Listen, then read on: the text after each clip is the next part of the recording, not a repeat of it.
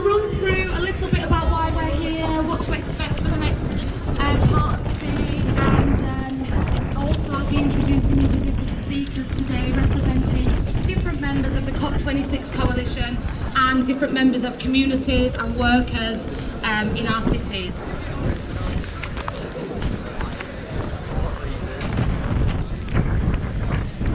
Okay, so my name is Sarah Autumn. I'm here representing the Cop26 coalition in support of the global day of action that's happening, protests, marches and events all over the world.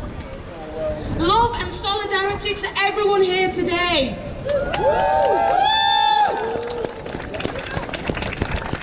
The Cop26 coalition is a UK-based civil society coalition of groups, individuals, activists, campaigners and community organisers organising around climate justice during COP26.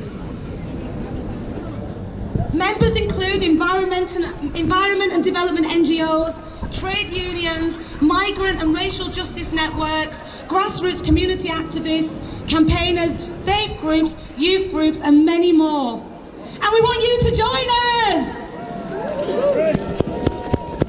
This group of groups, this movement of movements are coming together because not only do our struggles overlap, but they have the same cause. And we cannot have climate justice without workers' justice. And we cannot have climate justice without social justice. And we cannot have climate justice without racial justice. This week at COP26, the world leaders are expected to make newer, bigger, shinier promises to cut their own emissions and support poorer nations in their transition to clean energy. But we have seen them lamenting on climate crisis for way too long, and we know they will not take action unless we make them take action. And they will not acknowledge that it's their policies and their actions that have created this crisis. We have no more time for we must, we should, we could. We cannot rely on these mythical technologies and greenwashing solutions that don't even exist yet. We have no more time for their bullshit! The leaders have had decades and decades already. It's in the name, COP26. There's already been 25 of them, and here we stand, and humanity is at code red. And we're terrified for our children's future, and we're terrified for our grandchildren's future, but it's not just future lives and livelihoods affected by the climate crisis. The climate crisis already means the loss of lives, homes, livelihoods and ecosystems for indigenous communities and the poorest and most marginalised across the world. And while no one can escape these crises, it's those who have done the least to cause it that suffer the most. Right. The lives of millions of people right now are in the hands of global leaders.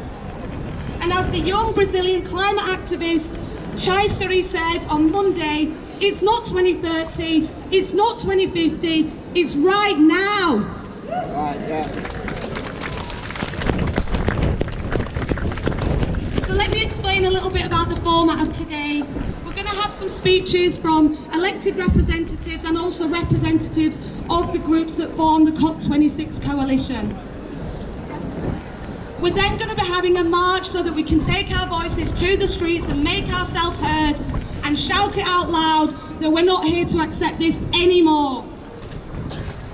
When we return back to the square, we'll have music and more speeches. And I also want to point out that around the square are the stalls of different climate organisations, different social justice groups, where you can find out more, find out what their meetings are, and just get involved. So do too take a look around there as well.